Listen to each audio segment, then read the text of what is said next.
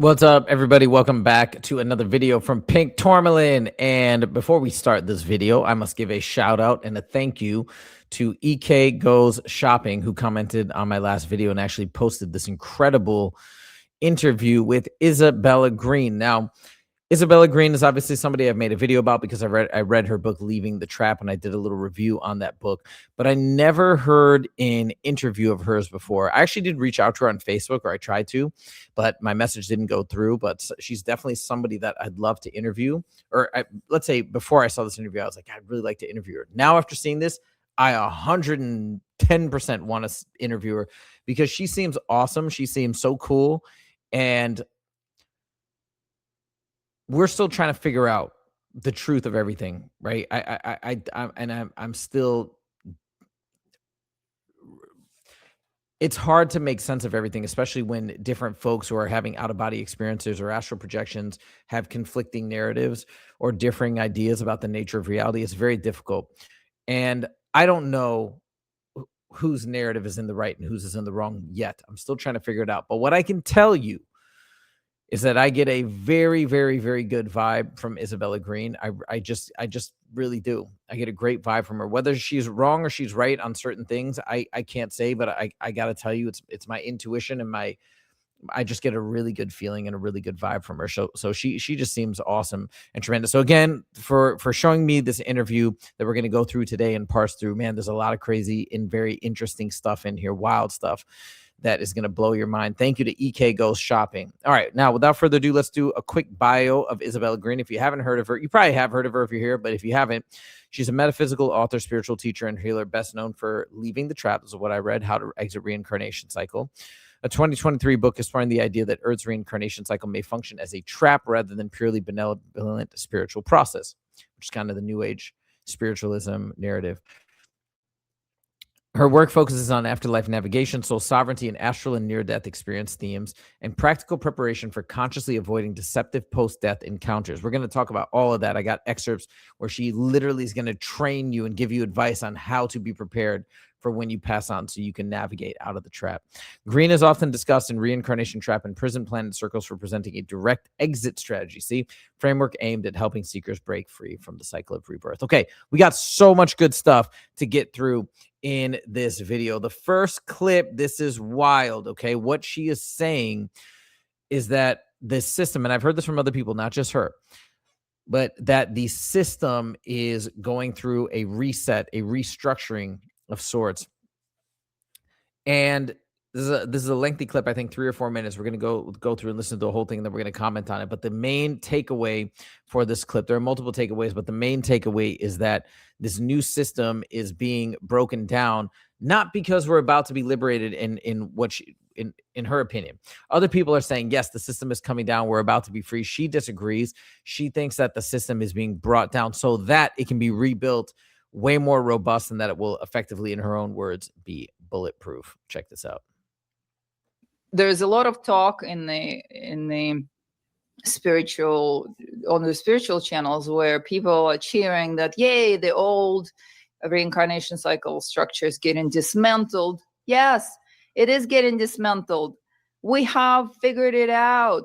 Darius Wright has been through all the 12 dimensions of the matrix and back, and he has visuals about it and he talks about it. He doesn't call it dimensions of the matrix, but from my perspective of having done astral projection through all the layers, that's exactly what he's talking about too. So add another piece to that, the piece that I bring, and you learn how to bypass the whole structure. And so they're going to start losing force. Human beings have figured it out. And we've learned so much about the whole system. And if we look at what's going on here, all systems get upgraded anyway. And would make it so much easier, if humans are half cyborged anyway, and everyone is controllable, and you push a button and everyone just milks that loosh, like pours that loosh out, and they can just have to put a cup out and milk you, and that's it. And it makes the whole system significantly easier. So when when the New Age channels cheering for dismantling of the reincarnation system, I see that that's not necessarily a very good news, because they're not gonna. Who is gonna let go of the very thing they created to sustain themselves? There is no way they're going to dismantle and just let all the souls out of here. They're dismantling the old system to replace it with the new one. With the new one, bulletproof, that we have not figured out yet, first. And secondary, that maybe will be much harder to figure out. And thirdly, maybe it wouldn't have the loopholes that this one does. Because this system has been in place from the beginning of time, from the beginning of the human race. The human race was created to sustain the makers of the structure. And if you read the Gnostic text, and I've been reading this, Nagamori. Yeah. Right?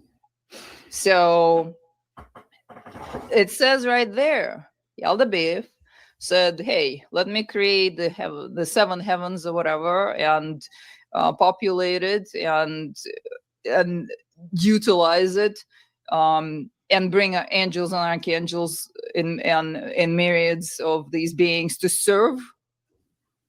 And so the human beings will quite literally, it's right in this text, quite literally created just for that. So I don't see that all of the excitement about the new technological advancements and this and that is a good thing, because there's hardly anything that we can call that's a good thing for the human race. The human race is just here as a battery, sadly. All right, so a couple of things I want to comment on. Number one, she's saying, no, it's probably not being deconstructed just to let us go. I think why would they let us all go? No, they're probably fortifying it, essentially, is what she's saying. But that sounds a little bit like a theory, right? Where she's just saying, no, it doesn't make sense. The more likely, plausible alternative is that they're bringing it down so then they can eventually put it back up, but it'll be 10 times stronger. And it could be a theory, and it could be somewhat mistaken. So I just wanted to point that out. However, she does talk later on in this video and in this interview of something that she's seen, and basically said that it looked like a lot of energy was being drawn out currently from the Loosh system, from the Loosh farm, in the effort of building something big or creating something big. And she thinks that what the energy is being drawn out for specifically, or is to rebuild the system or the containment system.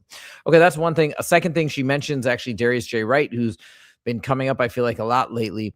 And Darius J. Wright, one of the things is he talks about a lot of the things that he's seen when he goes out and he looks at the 12 dimensions or the different things. And apparently Isabella Greene has seen some of the same things. But remember, we had Tony Sayers in the chat last Friday, and he was saying that he gets a lot of, I think, like deception vibes, or maybe not even deceptions, but maybe that's what he said, or it just could be incorrect information being passed along from Darius J. Wright. And this could be potentially an explanation, if indeed he's incorrect. Again, I'm not saying he is 100%. I don't know. I get a funny vibe when I listen to him, but I always put the caveat there that I've never met him and never talked to him. And so I won't know 100% anything until I talk to him one day. But regardless, if there is something strange in the way he's explaining reality and the way he's retelling things, again, what she said that's very telling or very interesting here is that he describes the 12 dimensions. And what she says he's describing is the structure of the matrix of the containment system.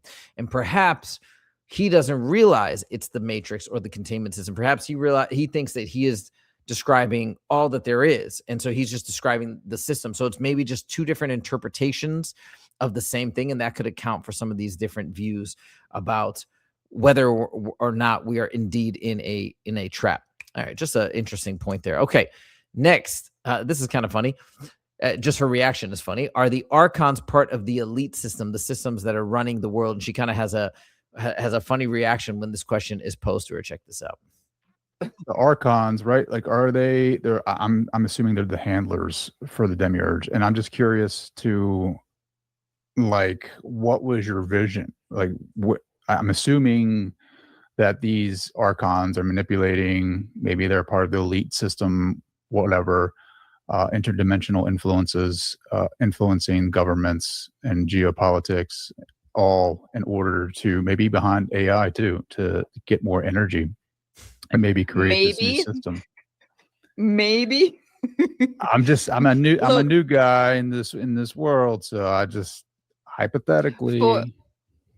Right. From where I stand, there is nothing on Earth that is not ruled, controlled, or manipulated or influenced by the archonic force. That's Okay. it. And like, that's it.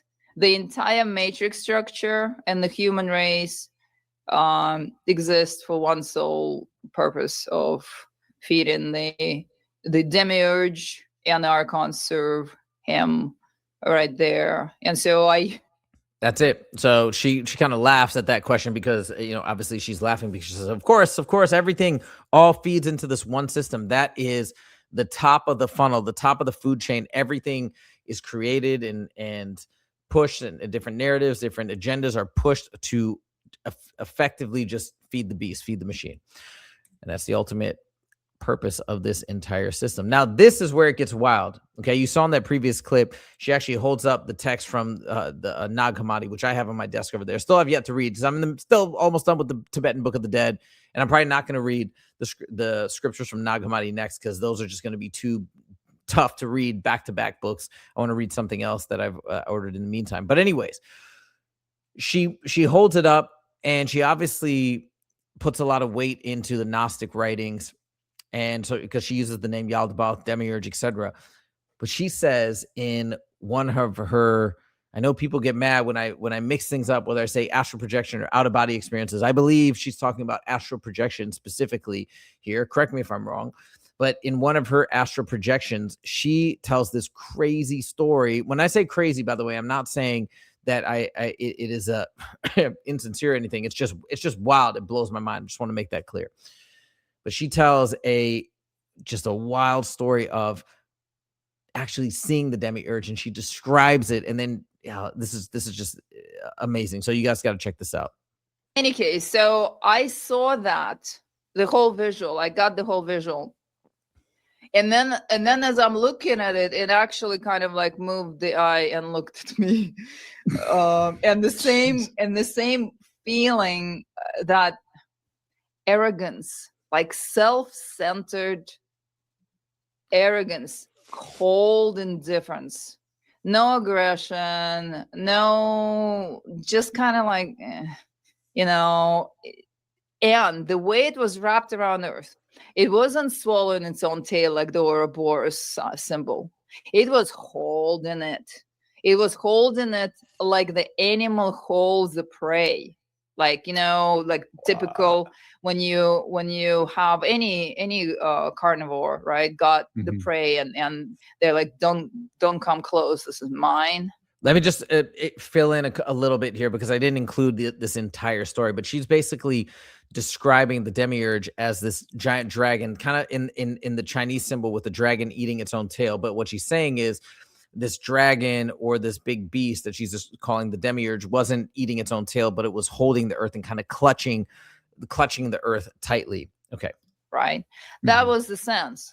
Very calmly, coldly, without any concern of any sort. But the self-centered arrogance is the description of the state of being that I got from it. And so as I'm hanging there, and when you are in this altered state, you have access to more information, right, than the left brain, the human brain can do.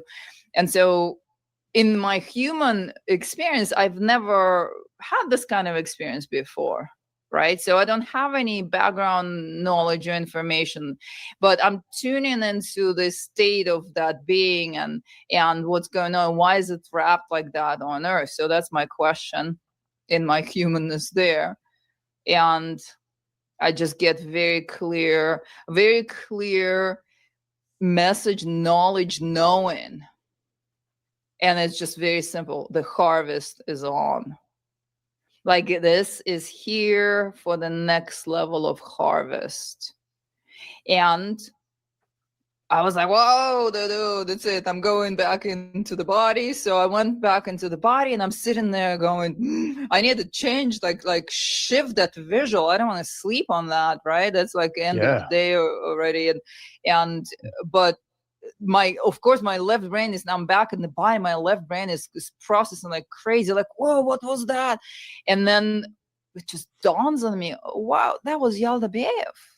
Yaldabaoth, you know, that is the description. Wild.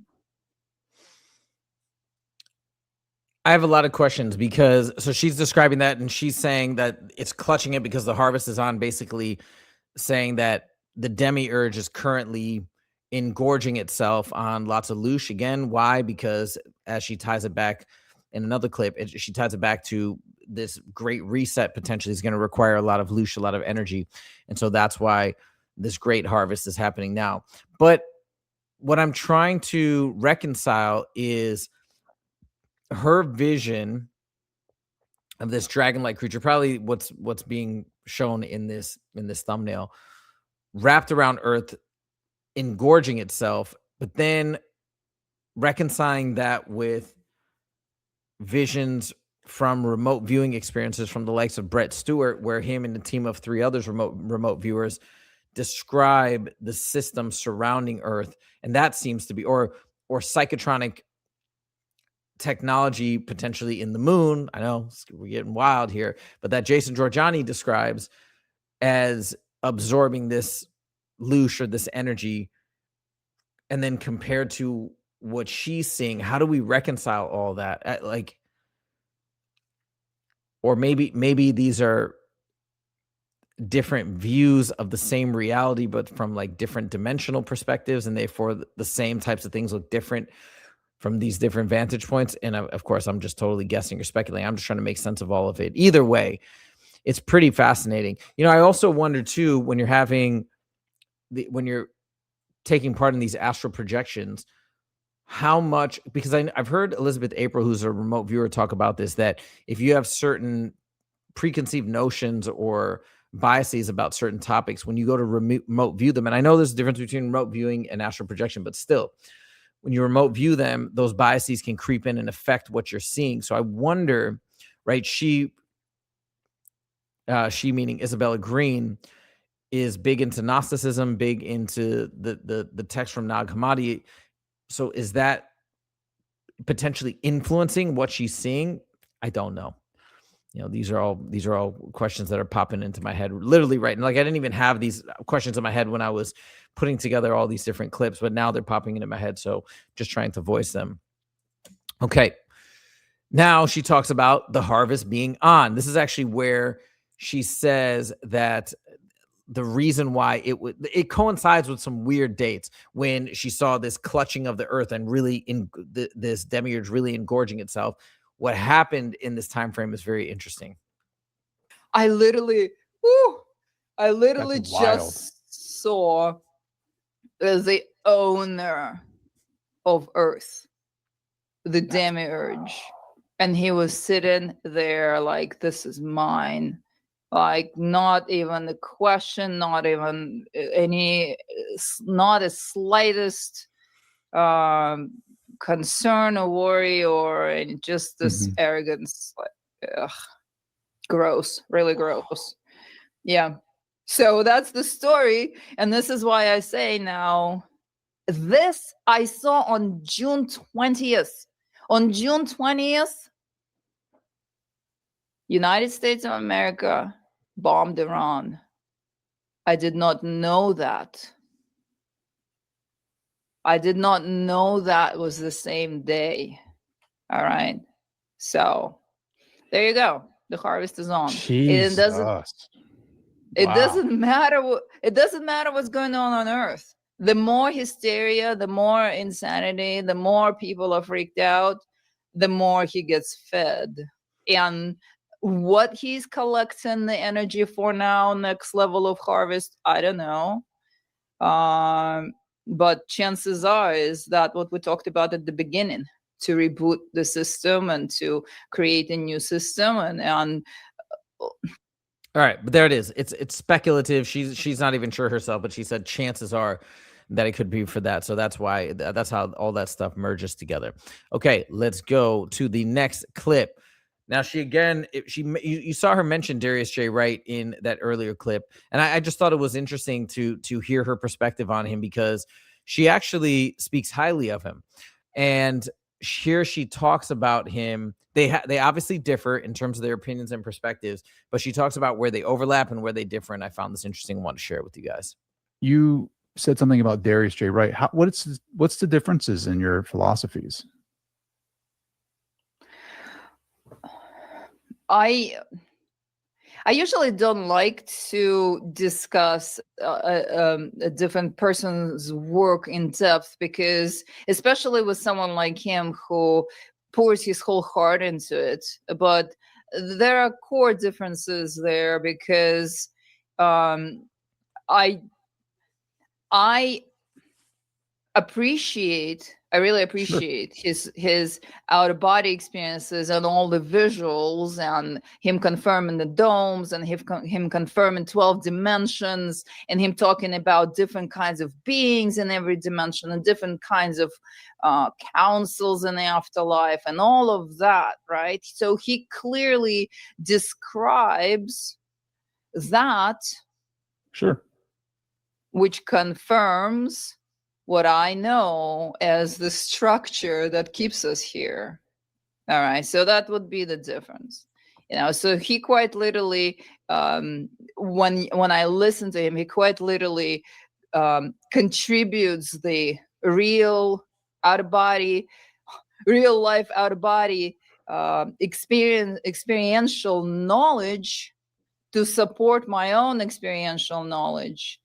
But what he describes as the purpose of that and the meaning of that is significantly different than what I see in it.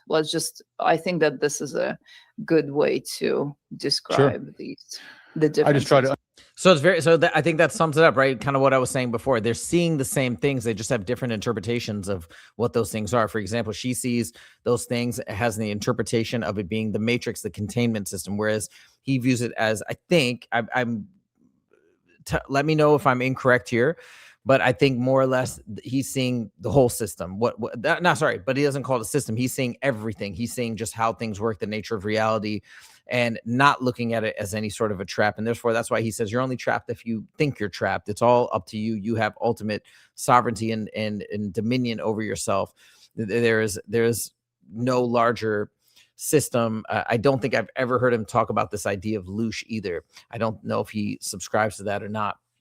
Man, it's so fascinating how you can see these similar things and potentially have different interpretations. Then I wonder too, maybe you're not able, because I've never been able to have one of these experiences, right? But I wonder, maybe if you're closed off to certain realities potentially existing, I wonder if your mind is not able to perceive those things. Like, let's take somebody else, like who I talked about a couple days ago on my channel, also Elizabeth April, someone else who remote views and has these different experiences, perhaps because she doesn't acknowledge the existence of certain things that are in existence. She literally can't see them. I mean, look, I have no idea if that's how it works, but I'm just trying to make sense of how you can step into these realms and see different things or experience different things. And they're not vastly different, by the way. There's a lot of overlaps, but then there's differences. Why? Is that because when you have a certain level of awareness, you're able to see that much more? That would make sense. Kind of just sort of attuning your perception to greater bands of greater bands of frequency or different bands of frequency. That could be an explanation. All right. Anyways, enough of my speculation. Now, this is really interesting too. And these last couple clips are hopeful clips. They're positive clips, right? Because she's talking now about how to escape. How do we escape? Do you have to be a master? Do we have to go and meditate for the rest of our entire lives and renounce all our possessions to exit? She says no. And I, of course, like this. I want to believe this. I don't know if it's true or not true, but I'm going to hear Isabella Greene. Let's all hear Isabella Greene explain this. So to answer your question half an hour ago, do you have to become a master to exit? I don't think so. I'm not a master. I have just learned by accident, learned the right technique and practiced it enough to give myself an experience and continued with it. And now I teach it at thevoidacademy.net so that people can practice and find their way out. And there's nothing that is, there's no requirement for anything. You don't need to drop your human experience. You don't need to become holy. You don't need to stop existing. You don't need to exit reality. There's no pre-existing requirement. You just start doing the practice in the middle of the night and allow yourself to get out of your own way so that you can exit and practice while you're still alive. Pave the way there. So when you come out of the body at the moment of death, you're not confused by the white light, by the beings greeting you, by all of the options offered, by the fake void. So you're not confused. You know exactly where to go because you practiced it, and you can bypass the entire system. You practice it while still alive. So when you die and the body lets go of you, you no longer have to struggle with the body to let you go. It lets go, and you direct your non-physical form the same way you practiced over and over, out of all structures and back into the fabric of reality. And that's it. And you are free from all structures. Practice makes perfect. I think that's the ending takeaway message, and I think that's really cool. And I've been wondering that too as I've been learning more about these subjects. Do you have to? Is that something that I need to do? We talk about getting rid of attachment. So is that something we need to? Is that a journey that we must embark upon at some point to just get rid of all our possessions and attachments? And she's saying no. And I hope that's true, but it's still a question that I ponder. In order to escape, do we really have to commit in such a drastic way? But again, her answer is no. Just practice makes perfect. Let's go. This is another interesting side note. She's talking about the way that we exit our body. And I think this is talked about in... I got to remember now. I saved all these quotes from the Tibetan Book of the Dead. I can't remember if this stuff is in there as well, but I think it might be in like in the Egyptian Book of the Dead. I've heard people mention this idea before. The way you exit your body is important in some of these ancient prayers and rituals. But yeah, she talks about this here as well. And she says you got to go straight through the head so you can engage into quantum travel and just whoop, slip right out of the system. If you have practiced astral projection throughout your entire life or never practiced it at all, it's the same thing, which is, so astral projection is when you slow down your system so much that it lets go. You literally have to be so relaxed, so calm that your heart rate slows down, your breathing slows down, everything slows down. And then you just vibrate out of your body. And then you're standing in your room or in the room next door or anywhere around your neighborhood or in Australia, but still on Earth or around Earth or in one of the dimensions of the matrix. If you leave the body in this way, you will be greeted by the Archons. You will be within the matrix structure. But if you, yes, and that's how most people pass, because there's even some photography, I think Kirlian photography or whatever, that talks about the mist slowly lifting off the body when the soul leaves at the moment of passing, right? So if you do it that way, the body is dead and you're just floating out, you're going to be within the structure. And so there you need to know how to direct yourself. If you found that, then your best strategy is to direct yourself where you have practiced before, or better off practice to exit out of the top of the head, regardless of whether you're laying down or sitting up, doesn't matter. Just flying out of the top of the head like a bullet, instant. Quantum travel out of the system is instant. It doesn't evaporate you slowly and then you're surrounded by all kinds of stuff. Instant, out of body, and instantly into the true void, past all the structures.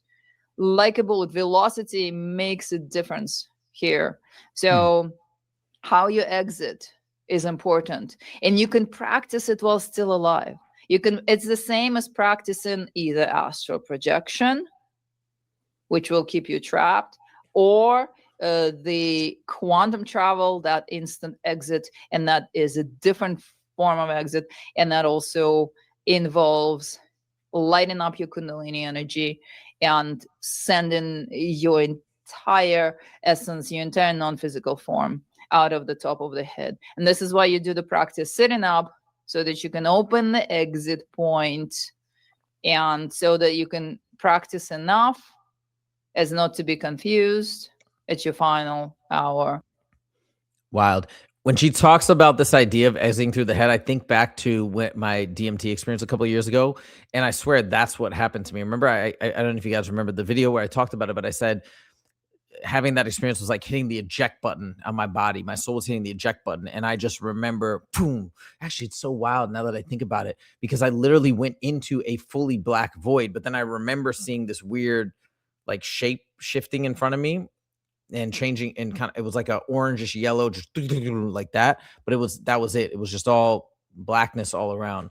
I don't know how that relates to exactly what she's talking about in the void and whatnot, but it reminds me of it. Also, this idea of going out from the top of the head. I feel like that's exactly what happened in that moment. Wild stuff. Love to know her thoughts on DMT or other hallucinogens and their relationship to this whole process. Okay, last but not least. Okay. Wait, is this our last clip? Yeah, this is our last one. When we handle our internal, and I think she's talking about internal trauma, if I remember correctly. That's where I pulled that title. But this is we're ending on a happy note here. We're ending on a happy note, and she's saying, hey, when we handle ourselves and the things that keep us tied here, we got a way out. We can do this. We can achieve liberation, and this is the positive message that I chose to end upon. So when we learn to handle our internal state of being, we can make our everyday reality significantly easier, regardless of all the nonsense that's happening all around. And then decide for ourselves if we want to continue or if we want to get out. And if we want to get out, all we need is the right technique. I teach a technique that I believe is right. If that doesn't work for you, find a technique that sounds right to you. Practice it. It's same as creating any skill. If you want to become good at something, you need to practice. So practice it and give yourself a choice. And in this case, it's not at all depressing, because you're no longer a victim, you're no longer locked in here, you're no longer trapped. You have options.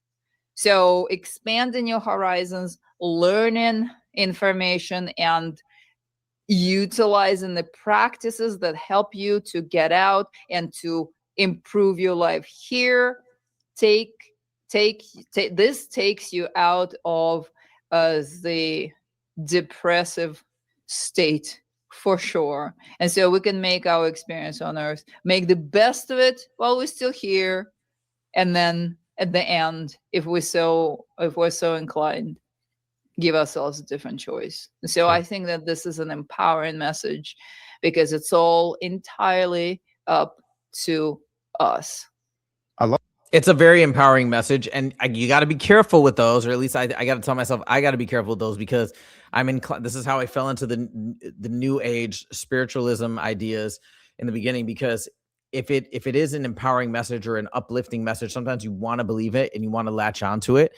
And so I have to be cautious, me myself, when hearing these types of things that make me feel good. However, what I will say though about Isabella Greene is, man, I get a really authentic vibe from her. Just a straight shooter, not somebody who feels fake in any way or evasive in any way. She just like I don't know. I really like her. I really liked her in this interview, the way she comes off, and I'd love to interview her at some point. I really would. Maybe one day she will be open to coming on this channel, and I'd love to have a long conversation with her and ask her all the questions that are popping up in my head as I continue to learn all this information. Very cool though. Once again, shout out to, what was it? EK Goes Shopping, I believe. Thank you once again for putting this video on my radar. Super cool. Almost done, by the way, with the Tibetan Book of the Dead. So I'm going to do my final little video on the Tibetan Book of the Dead very shortly, and then we're going to get on to reading new material. So that's all I got for you guys today. Thank you guys so much for joining and being a part of this community, and I'll see you guys in the next video. Take it easy.